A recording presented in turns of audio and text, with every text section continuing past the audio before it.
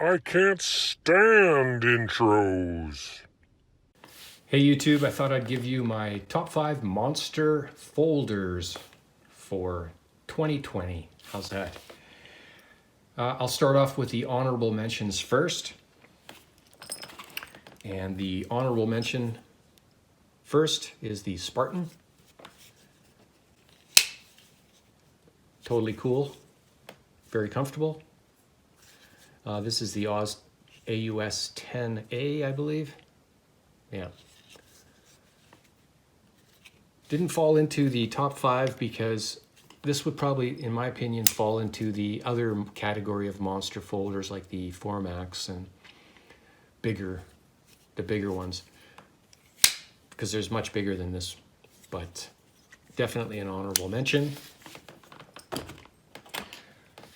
Another honorable mention in the monster folder category is this one, and you're probably thinking, well, this probably should be in the top 5 because it's just so big, but it's also very heavy, very, very heavy. I mean, most of these, by definition, most of you are going to say that they're all heavy, but once you just start getting into the macro of this genre, this one is heavier than all of them, but good reach. Very comfortable. All these designs are very comfortable. And I believe this is the BD1, if anybody's wondering. Yeah. Say no more, right? I've tried everything to get this one centered. I have not any luck without opening it up. So I may have to open this one up just to satisfy my OCD. Another honorable mention is the Voyager, and you're probably thinking, well, why isn't this in the top 5? Collectible with a very low number.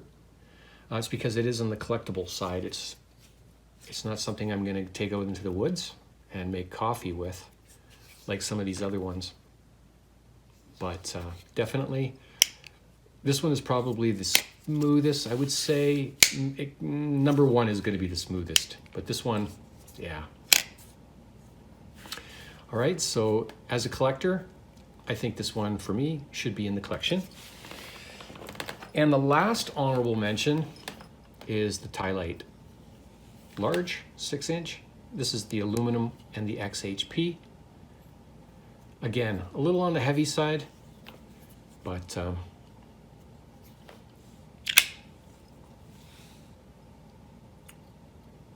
very cool nonetheless. Yeah, that's what I'm talking about. That's the XHP. I don't even know if they make the XHP in this menu. I know they've changed to the S35VN.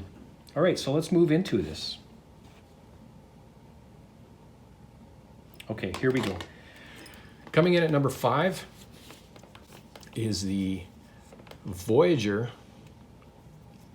and this is the large, or the extra large. And it's in the BD1. The only reason this one is coming in at 5 is because the blade is a little heavy. I mean, but it does feel really good. It should be, but there's, I don't know. It's tough to say. This one could be in at number 4 or 3, but I had to sort of pick something, so I picked this one to be number 5. But, wow. Okay, so that's number 5. Moving on to number 4 is the 6-inch Luzon.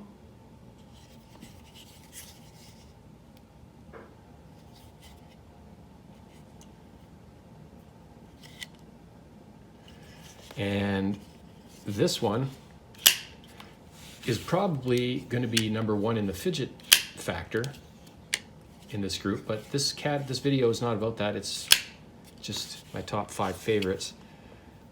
This is my top 5 favorite in this category, fidget factor. Absolutely. Very smooth. And just a sucker for a clip point. Yeah. Very comfortable, very balanced, And you got this extra lock. The liner doesn't move at all.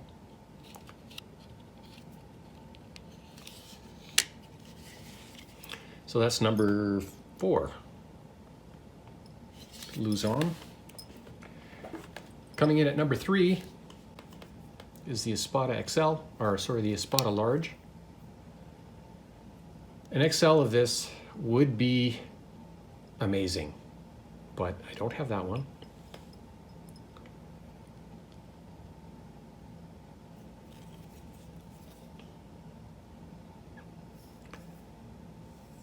This one is on the higher end of the range when it comes to the pricing and the fit and finish and all that good stuff. It is a fingerprint magnet, but look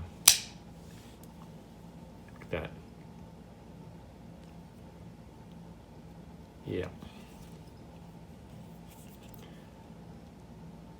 And the XHP, which is right there. So that's number 3. It's number 3. It's along the pricier side. It's a, I don't know, it's just a really cool knife. This grip right here is my favorite.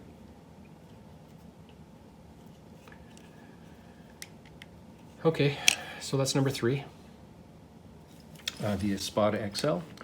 Number 2 is the Talwar XL, and this one has it's like a light gray G10. These might be discontinued now. I don't know if you can get these anymore. The XHP for sure has been changed. So I know that they were talking about not making these anymore, so that could be the case. I would love to put in a sharpening choil in there. I might still do that.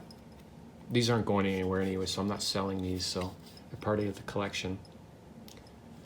The awesome jimping, love it. The shape, the overall shape, I'm going to do a video on knife shapes coming up pretty soon, but this one, I mean, look at the shape. It might not appeal to you, but it definitely appeals to me. It's got the shape. So many different ways to hold it. Very light in hand. Yeah, this one definitely, it deserves number 2 in this collection. For some, it'll be number 1, or some people are not going to like it at all. Anyway. Coming at number 1, the Recon 1. Yes. Why? The price was right. The G10 is just the way I like it. I would have liked to seen the same kind of jimping that was on that Talwar, but I am a sucker for a clip point. Oh yeah, Black Beauty. It's got the snaggle tooth on there, which works. Again, same with the grip, lots of grip. Something about the balance here, it just, you know, it was a tough one between the Talwar and this one, I gotta be honest. But I think just the way the blade is designed, in my opinion, it's just got a little bit more do everything than the Talwar.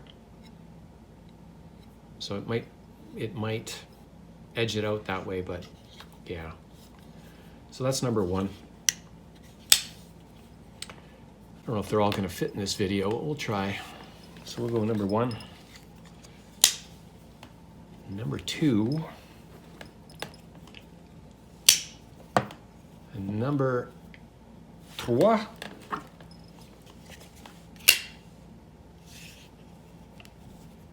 Numéro 4.